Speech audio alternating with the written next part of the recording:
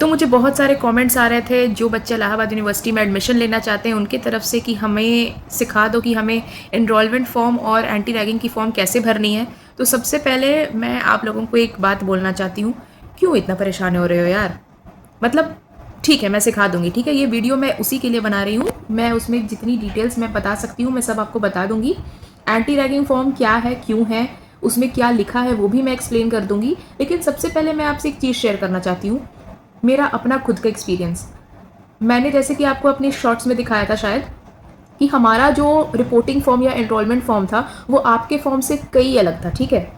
BSc वाले students के लिए अलग फॉर्म आया था, बीए वालों के लिए अलग फॉर्म आया था, ग्रेजुएशन स्टूडेंट्स के लिए अलग फॉर्म था, पीजी स्टूडेंट्स के लिए अलग फॉर्म था, पीएचडी स्टूडेंट्स के लिए अलग फॉर्म था। लेकिन इस बार मैं देख रही हूँ तीनों स्टूडेंट्स के लिए इन्होंने कॉमन फॉर्म बना दी है। भाई हमें मेहनत करनी ही नहीं है, ऐसा ये केस कर दिया है इन्होंने, ठीक है। तो आई नो कन्फ्यूजन हो रही होगी, तो आई सॉल्व दैट आउट। लेकिन आप लोग सबसे पहले घबराया मत करो, ठीक है। मुझे मेरे कुछ बैचमेट्स बोल रहे थे कि आयुषी तुम इनको बहुत डिपेंडेंट बनाती जा रही हो, you helping them a lot, let them discover, let them find things. क्योंकि ऑनेस्टली मैं आपको बताऊं, जब मैं और हम सारे लोग एडमिशन लेने आए थे यहाँ पे, हमें कोई कुछ बताने वाला नहीं था एंड हमने खुद से चीज़ें फिगर आउट की थी। मैं अपनी एक्सपीरियंस बताऊं तो जब मैं वहाँ प्रवेश भवन गई थी, वहाँ पे मैं एम्प्टी फॉर्म लेके गई थी, मैंने उसमें कुछ नहीं भरा था अपने नाम और अपने फोटोग्राफ के अलावा, ठीक है।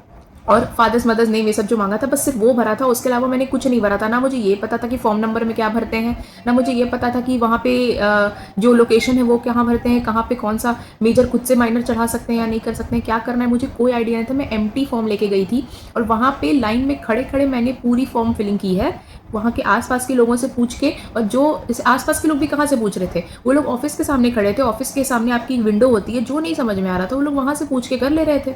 और वहाँ पे मैंने कुछ सीनियर्स को भी देखा था जो एक हेल्प डेस्क लगा के खड़े थे, वो जो बच्चे बिल्कुल भी फॉर्म नहीं फिल करके आए थे उनको एक एक चीज़ बता बता के हेल्प कर रहे थे। तो ठीक है, आपको पैनिक बिल्कुल नहीं करना है कि हमें पहले से फिल करके ले जाना है, ये कैसे होगा, वो कैसे होगा, यहाँ क्या भरें। इस बार बहुत सारी उसमें नई चीज़ें हैं जो मेरे लिए भी काफ़ी नई है और मैंने ये चीज़ें नहीं देखी हैं। तो सबसे पहले शुरू करते हैं थोड़ा डिस्कशन। और मेरी थोड़ी तबीयत ख़राब थी इसलिए वीडियो लेट से आ रही है, बट आई थॉट कि जल्दी से जल्दी बना के डाल दूँ ताकि ज़्यादा दिक्कत ना हो लोगों को। तो सबसे पहले एनरोलमेंट फॉर्म की तरफ मूव करते हैं। सो ये फॉर एग्जांपल मैंने बीएससी बायो का एनरोलमेंट फॉर्म खोल लिया है। जैसे कि मैंने आपको बताया कि सारे सब्जेक्ट सारे स्टूडेंट्स सबके लिए सेम है, तो मैं इसी का एक एग्जांपल लेके दिखा रही हूँ।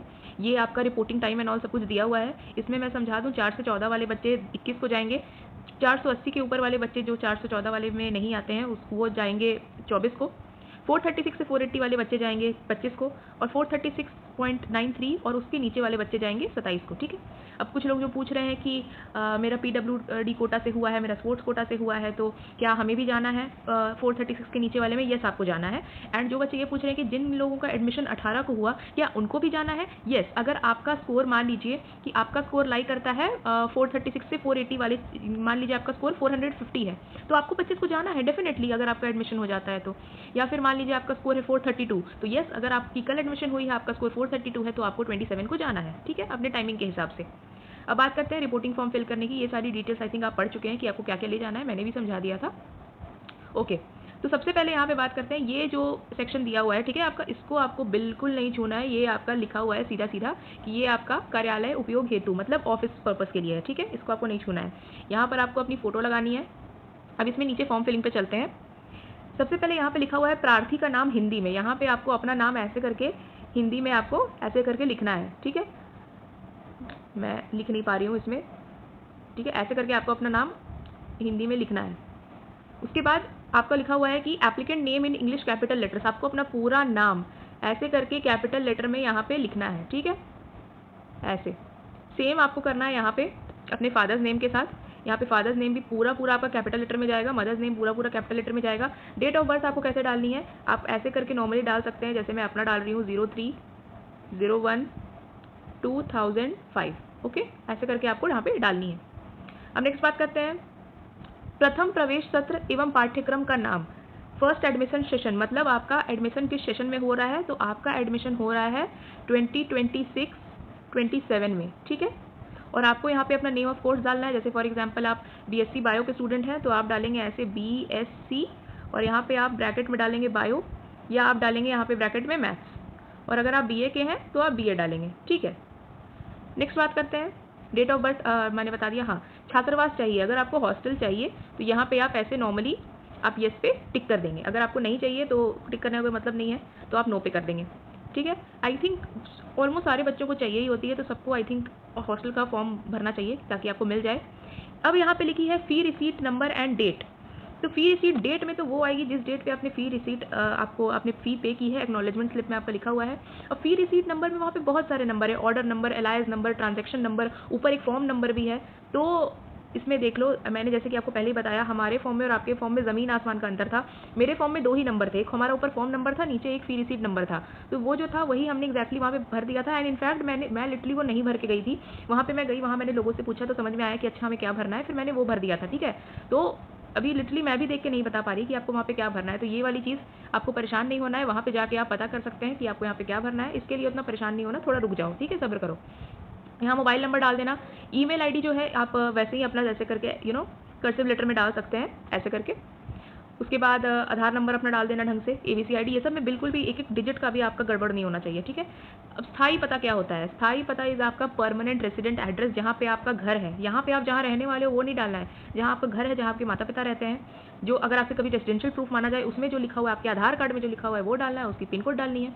ठीक है, अब यहाँ नीचे ये क्या पूछा जा रहा है, ठीक है, इसको देखते हैं।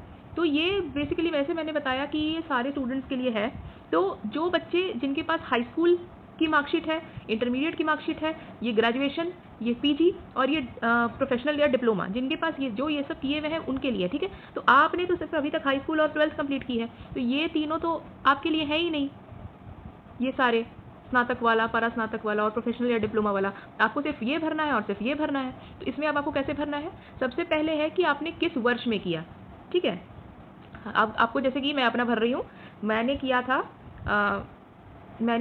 अपना 10th जैसे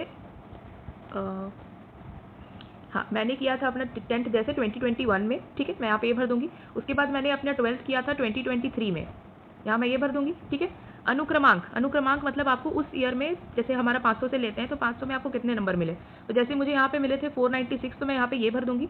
ठीक है, और यहाँ पे मुझे मिले थे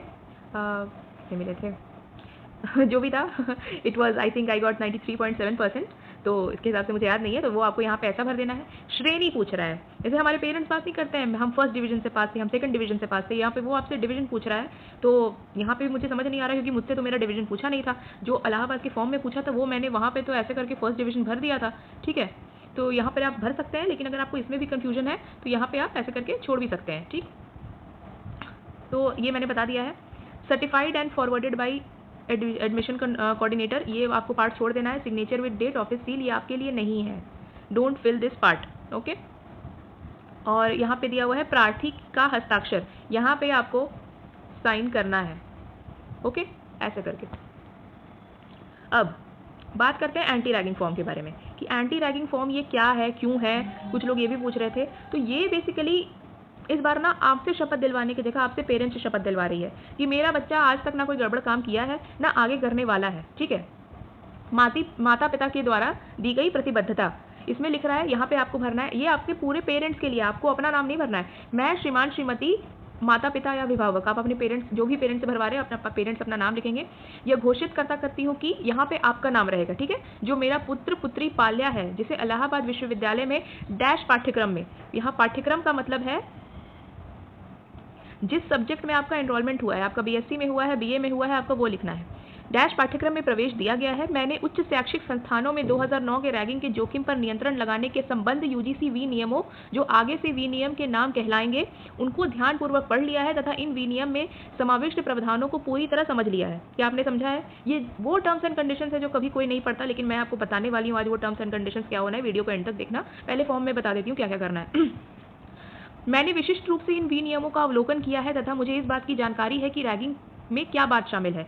मतलब मैंने ये सारे नियम को अच्छे से पढ़ लिया है, मुझे पता है कि रैगिंग का मतलब क्या होता है और उसमें क्या क्या चीज़ें, क्या क्या एक्टिविटीज़ रैगिंग के अंदर आती हैं। ठीक है, मैंने विनियमों की धारा 7 एवं 9.1 को भी विशेष रूप से अध्ययन किया है तथा मैंने पूरी तरह से जागरूक हूँ कि यदि मेरी संतान रैगिंग अथवा रैगिंग में सहायक होने की सक्रिय अथवा छिपे तौर से दोषी पाया या पाई जाती है, अथवा रैगिंग को बढ़ावा देने के षड्यंत्र का एक हिस्सा होती है, तो उस स्थिति में उसके विरुद्ध जिस दंडात्मक एवं प्रशासनिक कार्रवाई की वो भागीदारी होगा या होगी, वह मेरे संज्ञान में है।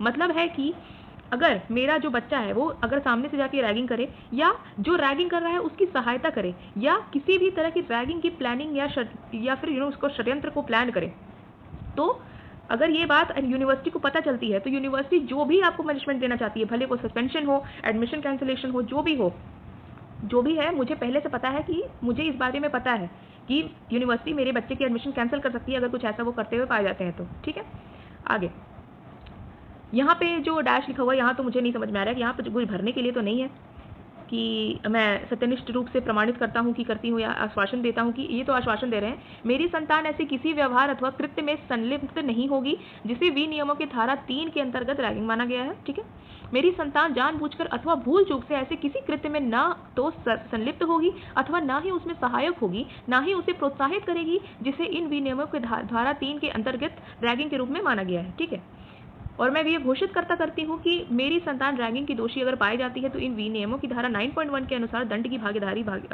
होगा या होगी, जो कि किसी भी अन्य आपराधिक कृत्य के पूर्वग्रह के बिना होगा, तथा जो दंड मेरी संतान के विरुद्ध किसी भी दंड संबंधी कानून के अथवा वर्तमान में लागू किसी भी अन्य कानून के अनुसार होगा। मतलब ये नहीं कि अगर आपने रैगिंग की तो आपकी भी रैगिंग ले ली जाएगी, ऐसी बात नहीं है।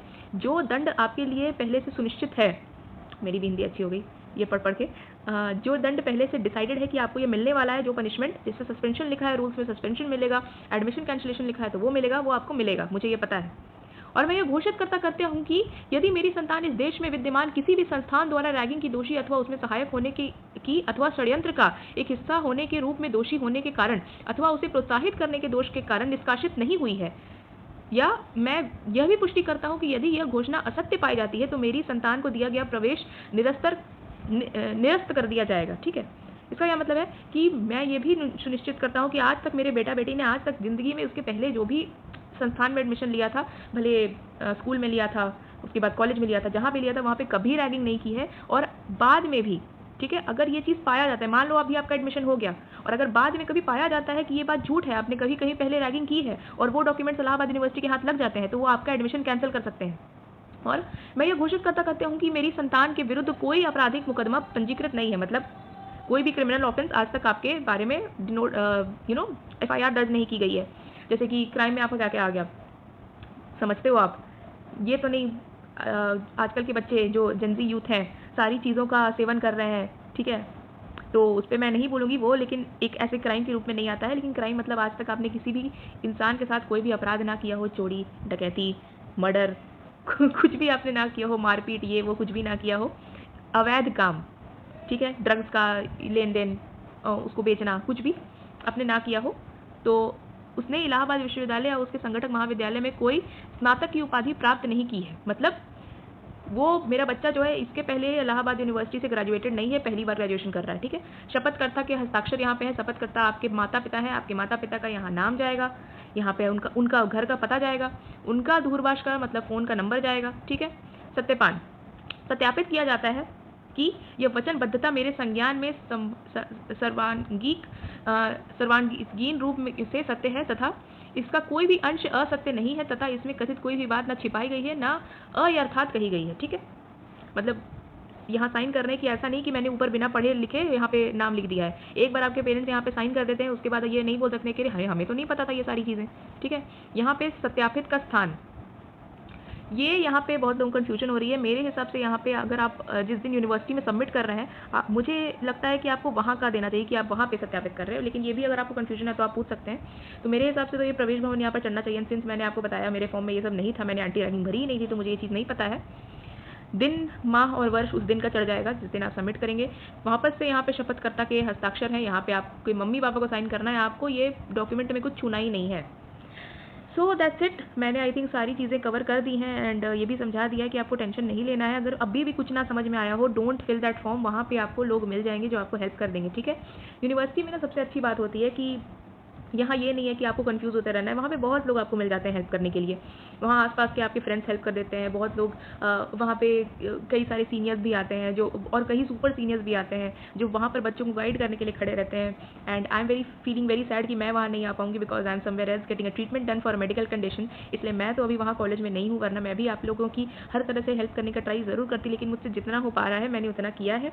एंड आई होप कि अब आपके सारे डाउट सॉल्व हो गए होंगे। ओ हाँ, मुझे एंटी रैगिंग के बारे में बताना था, ठीक है, कि एंटी रैगिंग के अंदर आपका क्या क्या आता है।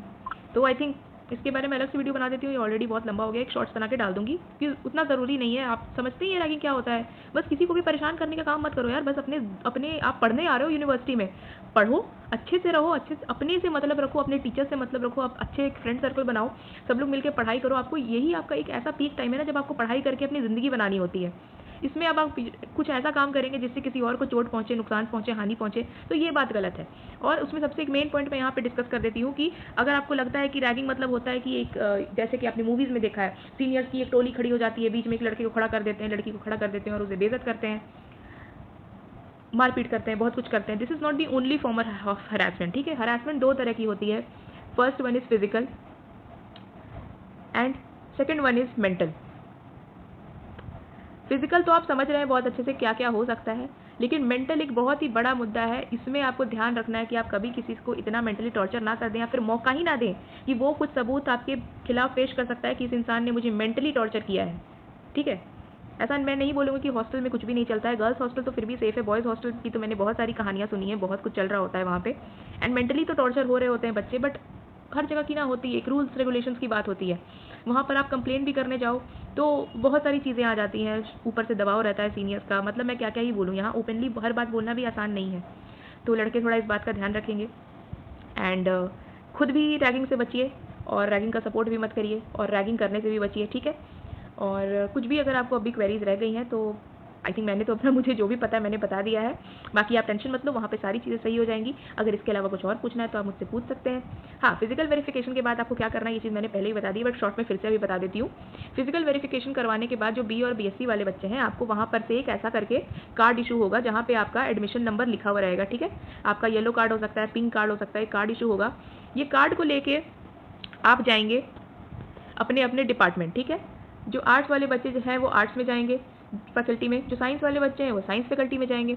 वहाँ पे आप अपने डिफरेंट डिफरेंट डिपार्टमेंट्स में जाएंगे। आपका 2 मेजर 2 माइनर है तो आप अपने तीनों डिपार्टमेंट में जाएंगे। तो सबसे पहले क्या करना ना कि अपनी जो फ़ी रिसीट की कॉपी है, जो फ़ी रिसीट है, फ़ी रिसीट एंड जो आपका वो है, जो आपको वहाँ से एडमिशन कार्ड मिलेगा, ठीक है।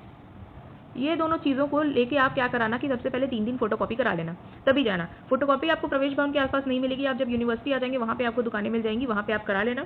जैसे मैं बता रही हूँ कि जो यूनिवर्सिटी चौराहा जो आपका है ना, वहाँ पर से अगर आप बॉटनी डिपार्टमेंट की तरफ जाओगे, बॉटनी डिपार्टमेंट का लोकेशन डालना, वहाँ एक छोटा सा गेट है, जब आप वहाँ से एंटर करते हो तो उसके सामने ही एक बहुत अच्छा आपका फोटोकॉपी का दुकान है, वहाँ से आपका हो जाएगा।